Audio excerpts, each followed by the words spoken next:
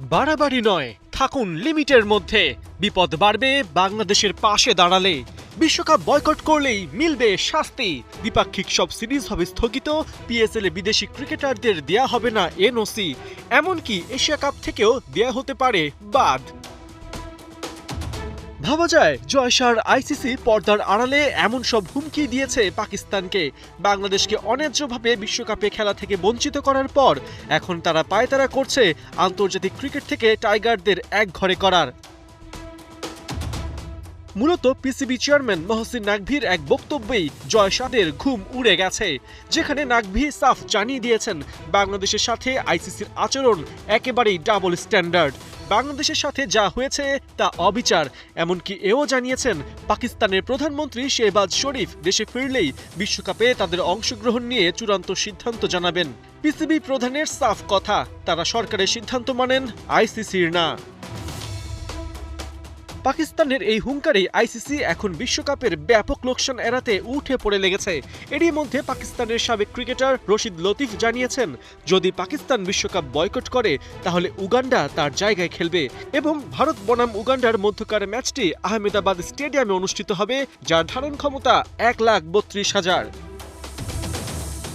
এদিকে বাংলাদেশের প্রতি আইসিসির অবিচারের কৌশলী জবাব দিতে পিসিবিকে আহ্বান জানিয়েছেন দেশটির সাবেক ক্রিকেটার আহমেদ শেহজাদ। তার মতে আইসিসিতে ভারতের আধিপত্যকে চ্যালেঞ্জ ছোড়ায় এখন তারা বাংলাদেশ ও পাকিস্তানের বিপক্ষে সুযোগ খুঁজবে। তাই পাকিস্তানকে এমন পরিকল্পনা করার পরামর্শ জানিয়েছেন যেন কূটনীতিতে একটি শক্তিশালী অবস্থানে থেকে পাকিস্তান জয়ী হয়ে বের হতে পারে। শেহজাদের পাশাপাশি আইসিসিকে ধুয়ে দিয়েছেন শাহিদ আফ্রিদিও। এক্স পোস্টে আফ্রিদি আইসিসিকে মনে করিয়ে দিয়েছেন ক্রিকেট পরিচালনায় সবার জন্য একই নিয়ম ও ন্যায্যতা থাকা দরকার। বাংলাদেশের খেলোয়াড় ও কোটি কোটি সমর্থক সম্মানের দাবিদার, মিশ্র নীতির নয়। আইসিসির উচিত সম্পর্ক গড়া, ভাঙা না। ইতিবাচক দিক হলো এতদিন পাকিস্তানিরাই বাংলাদেশের হয়ে আইসিসিতে সোচ্চার হলেও এখন ধীরে ধীরে মুখ খুলতে শুরু করেছেন বাকিরা। এর মধ্যে আছেন অস্ট্রেলিয়ার লেজেন্ড ক্রিকেটার জেসন গিলেস্পি। এক এক্স বার্তায় আইসিসির কাছে জানতে চেয়েছেন বাংলাদেশ কেন ভারতের বাইরে খেলতে পারবে না। এর আগে তো ভারতই পাকিস্তানে চ্যাম্পিয়ন্স ট্রফি ম্যাচ খেলতে রাজি হয়নি এবং সেই ম্যাচগুলো পাকিস্তানের বাইরে তাদের খেলতে দেওয়া হয়েছিল।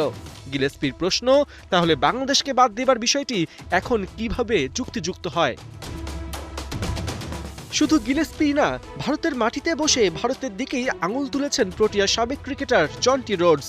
জানিয়েছেন খেলাধুলাকে রাজনীতির বাইরে রাখার চিন্তা করলেও দুঃখজনকভাবে রাজনীতি আর খেলাধুলাকে আলাদা করা যাচ্ছে না।